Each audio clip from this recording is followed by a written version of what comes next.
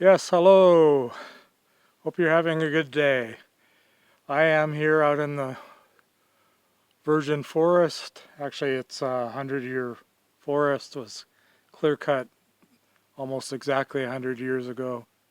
Today, uh, I am discussing my interpretation of tattoos, the medical consequences, although I'm not supposed to, by YouTube standards, make medical recommendations.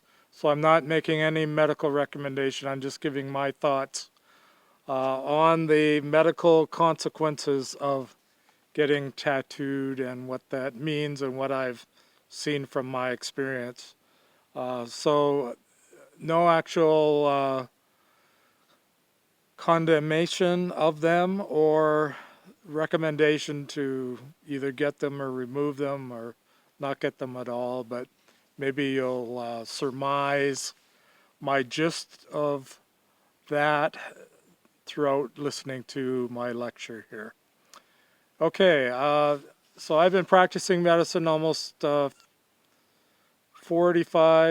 years, uh, including medical school, residency, fellowship, and then in public health and then private practice. I worked for almost 25 years at Martin Luther King Hospital in the county of Los Angeles in the emergency department, and was residency director for a while. I was vice chairman for a while, and all of that involved taking care of patients, probably at least 100,000 patients in the emergency department uh, at those county hospitals as well as in private practice.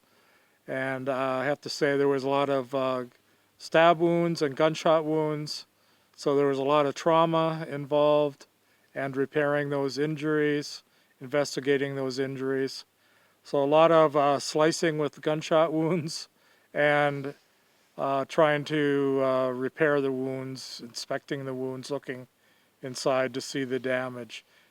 Anyway, a lot of the patients had tattoos, and at that time, early on, around 45 years ago, I first noticed that when there was a laceration, deep laceration down to the lymph nodes, lymphatic tissue,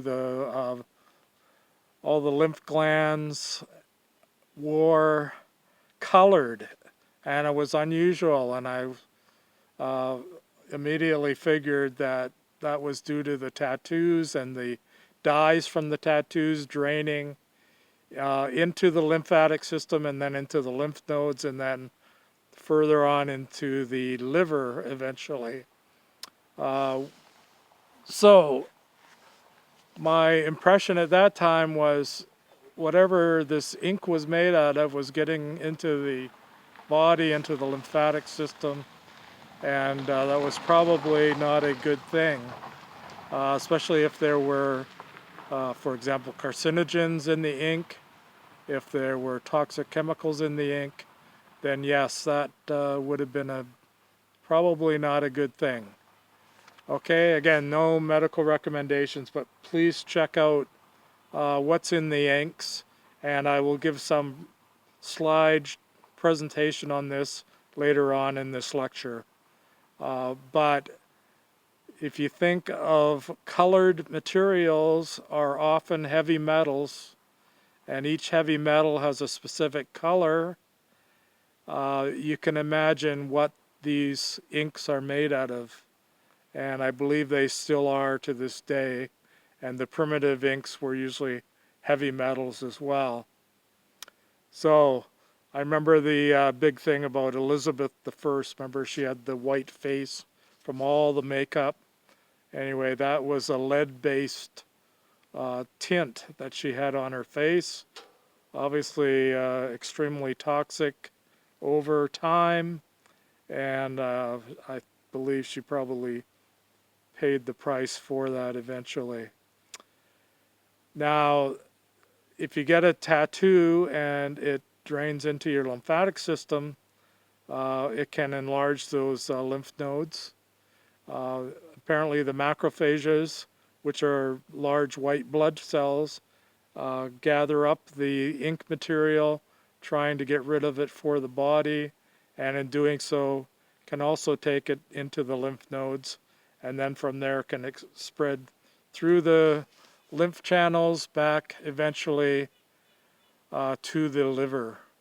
And it's also been noted to have heavy metals and the toxic materials from ink in the liver.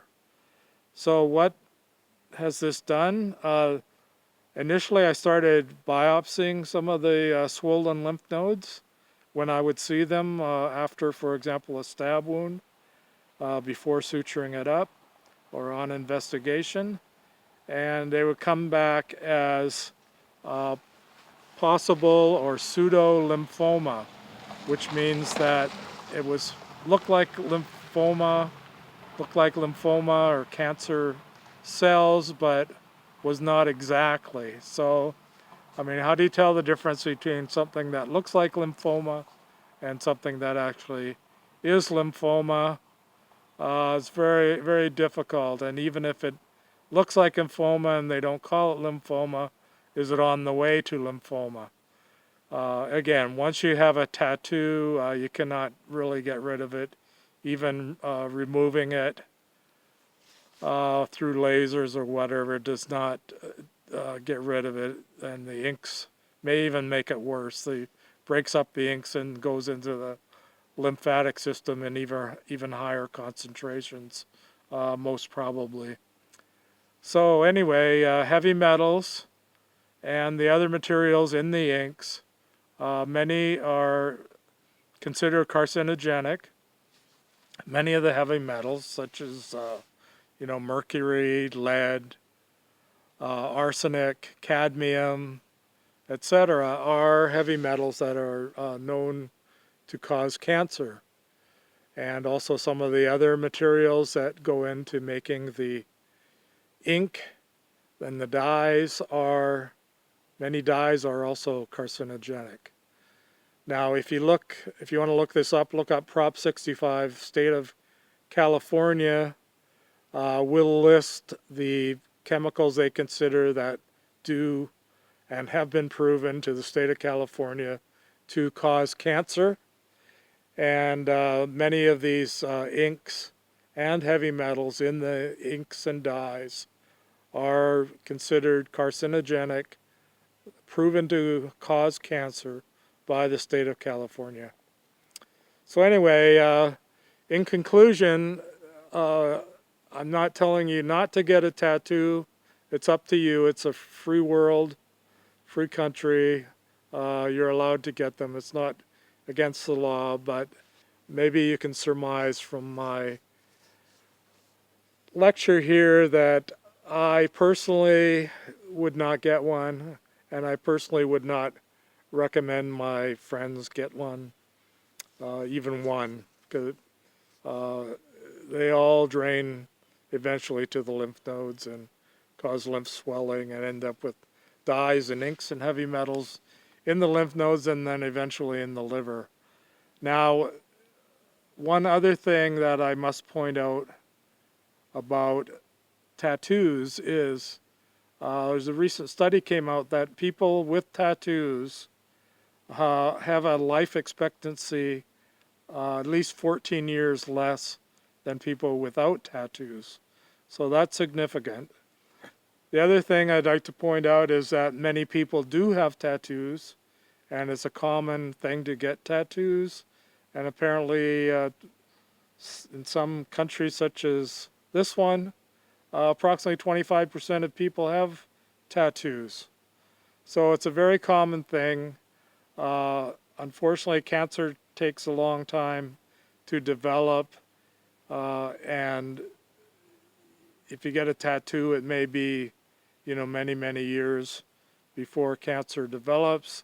By that time, it's too late to obviously reverse the process. And again, my recommendation, even though it's not a medical recommendation, because we're on YouTube, and I'm not supposed to make medical recommendations because they're all considered misinformation, but I personally would not get one. Now, there's also the religious consequences, which I won't discuss here. Some people think they look good. I personally don't really like them. But anyway, there's a high rate, especially in prison. Most of the inmates have tattoos. So, signing out. Thank you. Have a good life. Try not to get a tattoo if you can avoid it. My personal opinion and not medical recommendation, because this is YouTube. Okay, if you want to see my other medical information, please look on other venues for my videos on medical diagnoses, treatment, etc., and personal recommendations. Okay, thank you. Have a good day. Have a good life. Signing out from this magnificent virgin forest in the Golden Ears Park in British Columbia, Canada. And the air is fairly fresh. It's a busy day in the middle of summer.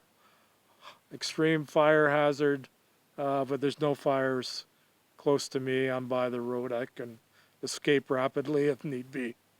Lots of cars going by, unfortunately, and I hope they did not disturb you. Okay, again, have a good day, have a good life. Signing out for now. And listen to the rest of the lecture. I will have some slides and further discussion. Thank you.